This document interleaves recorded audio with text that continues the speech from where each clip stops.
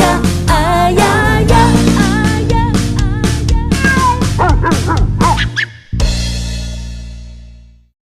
สนับสนุนโดยแม็กวัน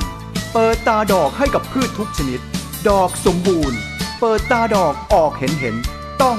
แม็กวันผลิตภัณฑ์คุณภาพจากแม็กซาโก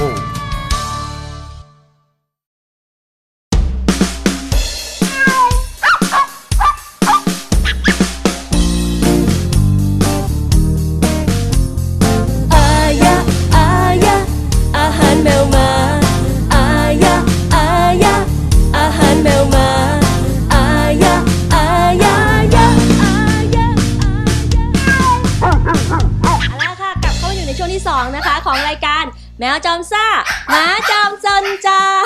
นะคะแม่อยู่ด้วยกันนะคะตอนนี้ที่นี่นะคะ MJ Dog ค่ะ Dog นะคะทำไมถึงตั้งชื่อ MJ Dog นี่เลยM ก็คือมิ้นJ ก็จูนอยู่ข้างในอีกคนนึงนะคะตอนนี้มี2ชื่อ2พี่น้องจูนมิ้นกับจูนเองคุณจูนอยู่ข้างในก็จะอยู่ในส่วนของการทำเหมือนกันทุกอย่างเลยใช่จริงๆจูนเขาผู้จัดการนี่ค่ะผู้จัดการเลยนะคะก็คือประสบการณ์ก็คือจากคุณมิ้น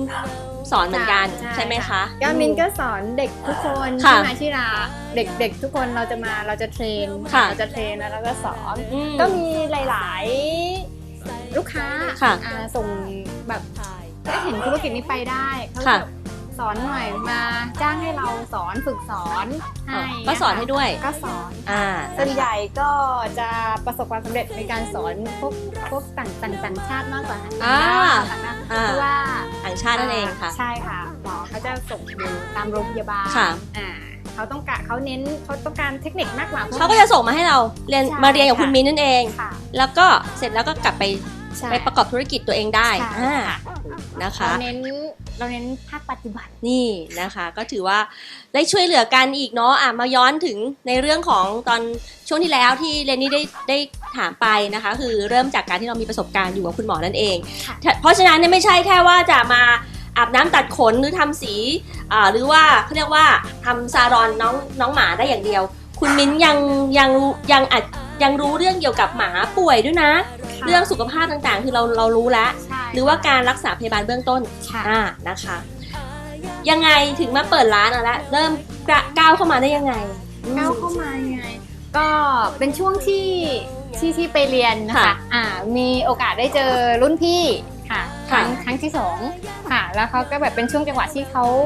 าท้องรุ่นพี่ตอนที่เราเรียนที่เราอยู่โรงพยาบาลไปเรียนอาบน้ำตัดขนค่ะไปเริ่มเรียนอาบน้ำตัดขนแล้วค่ะแล้วทีเนี้ยรุ่นพี่เขาท้องเขารู้สึกว่าเขาทำไม่ได้เขาอยากเซ้งร้านซึ่งเซ้งในหมู่บ้านเนี่ยค่ะแต่ไปอยู่ตรงข้างในค่ะแล้วก็เราก็มาศึกษาดูแป๊บนึงแล้วแบบโอเคเราทำได้อยากเปิดใช่ค่ะเราทำได้เราก็จะโอเคนะโอเคเลยไม่จริงๆแล้วตอนแรกเราอยู่โรงพยาบาลเนี่ยมันก่อนที่เราจะออกจากที่โรงพยาบาลมันต้องตัดสินใจก่อนถูกไหมคะเริ่มต้นจากที่เราเป็น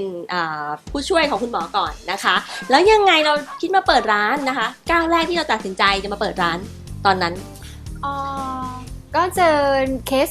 ที่น้องกรณีที่น้องโดนรถชนน้องหมาค่ะแล้วทีเนี้ยเรารู้สึกว่าเราช่วยเขาไม่ได้เราช่วยเขาไม่ทันเพราะว่าเขาคือมาในช็อตที่เราคือแบบเหมือนแบบเข้ามาที่โรงพยาบาลแบบเลือดเต็มเลยมันเป็นภาพจำเลยตอนนั้นเข้ามาปุ๊บเราก็แบบกระตุ้นช่วยหายใจใช่กระตุ้นทั้งยาทั้งแบบวิธีการเบื้องต้นทั้งหมอทั้งอะไรเงี้ยทุกคนช่วยแล้วเจ้าของเขาก็แบบใช่เร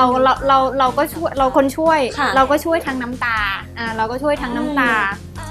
แล้วรู้สึกแบบมันรู้สึกว่ามันท้อค่ะมันรู้สึกว่าเราไม่อยากเรามีความสุขนะกับการที่เราช่วยเขาเราหมาแมวอะไรอย่างเงี้ยค่ะเราแฮปปี้นะแต่ว่าถ้าเจอในเคสอย่างเงี้ยคือหลายๆครั้งทุกวันเอาง่ายคือแบบเจอทุกวันเจอทุกวันแล้วรู้สึกว่าทุกวันไม่ไหวอ่ะเราร้องไห้ทุกวันเราเสียใจอ่ะเราเสียใจ ภาพลึกๆแล้วก็มีความสุขเราได้ช่วยแต่แบบเราเสียใจมากกว่าค่ะแล้วแบบเราน่าจะมานั่งคิดดูว่าเราน่าจะทำอะไรที่เกี่ยวกับ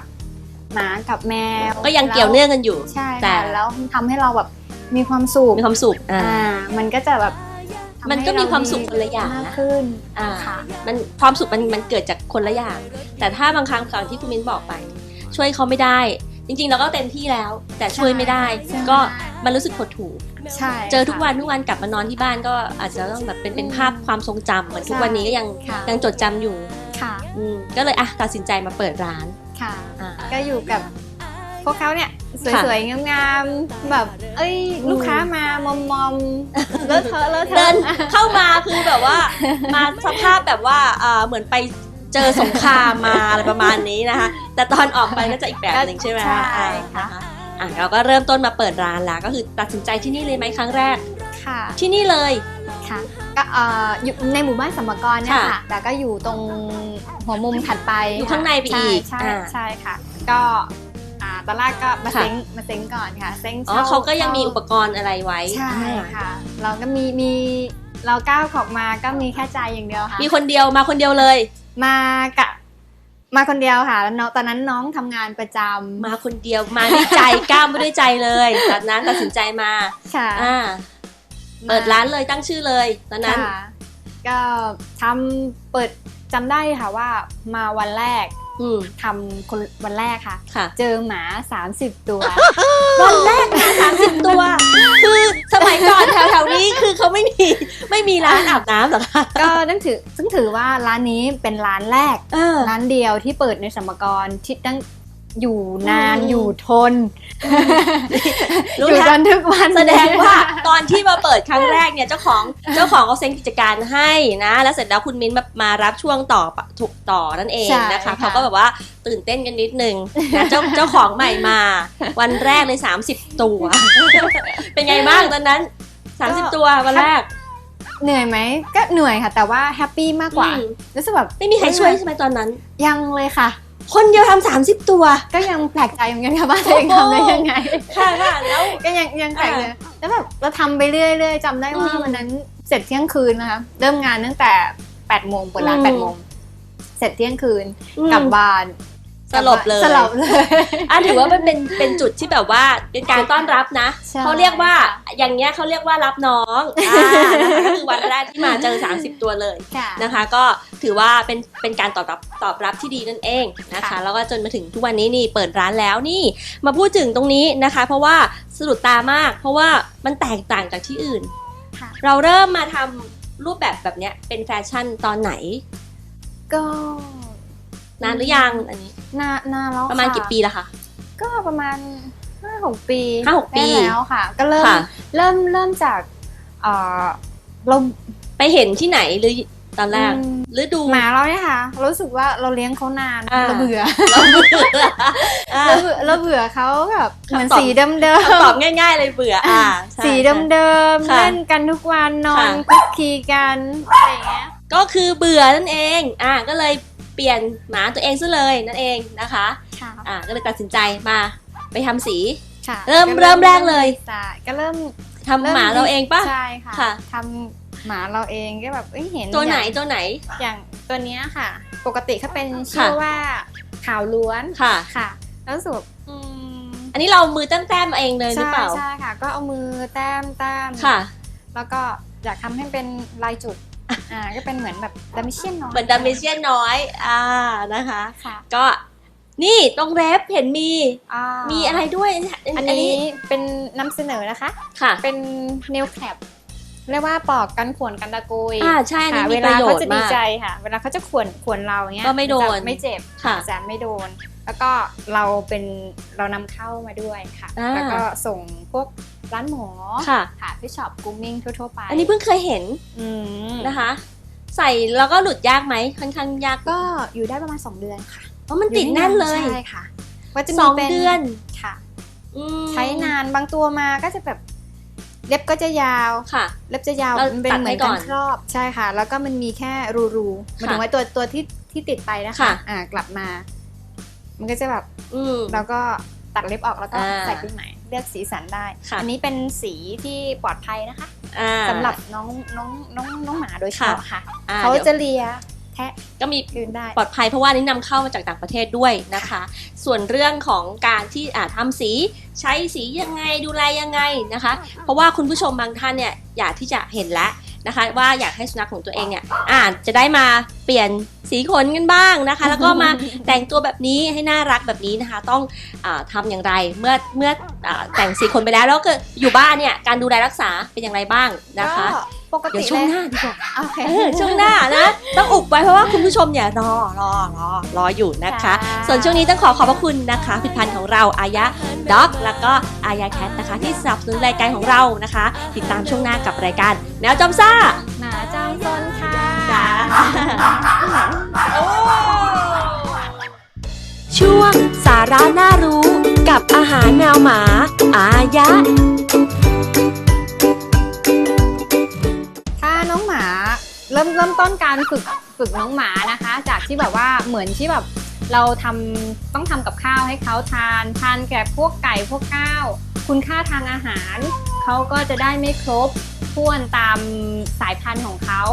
ค่ะก็เลยอยากแนะนำให้ทานเป็นพวกอาหารเม็ดค่ะหลักๆก็คือเวลาเราฝึกเขาแรกเราต้องใช้เป็นพวกสิ่งที่เขาทานอย่างทานไก่เราก็เอาไก่คลุกกับอาหารเม็ดโดยเราลดปริมาณไก่ลงค่ะไก่ครึ่งนึงอาหารเม็ดครึ่งนึงค่ะแล้วระยะวันที่2เราก็จะลดเป็นพวกไก่ลงค่ะแล้วก็เหลือแต่เป็นพวก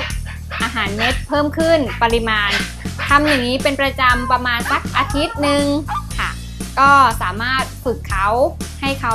กลับเป็นทานอาหารเม็ดได้เป็นปกติอย่างถ้าในกรณีที่น้องหมาเบื่อเราสามารถเติมมันพวกอาหารสดให้เขาได้แต่ต้องนิดหน่อยนะคะเพราะว่าอย่างถ้าอยู่จะเปลี่ยนเป็นแบบให้ทานอาหารเม็ดเลยเขาก็จะไม่กินไม่ทานเพราะว่าโดยปกติเขาจะชอบของสดมากกว่าของแห้งค่ะแต่ว่าคุณค่าทางอาหารมันจะต่างกัน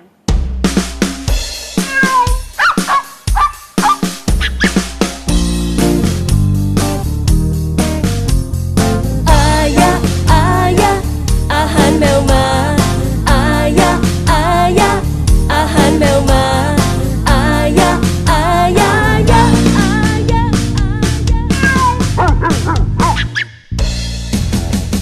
สนับสนุนโดย Big M หัวมันใหญ่หัวมันโตสร้างแป้งเร่งแป้งลงหัวเปิดเซ็นแป้งสูงต้อง Big M ผลิตภัณฑ์คุณภาพจาก Max Sago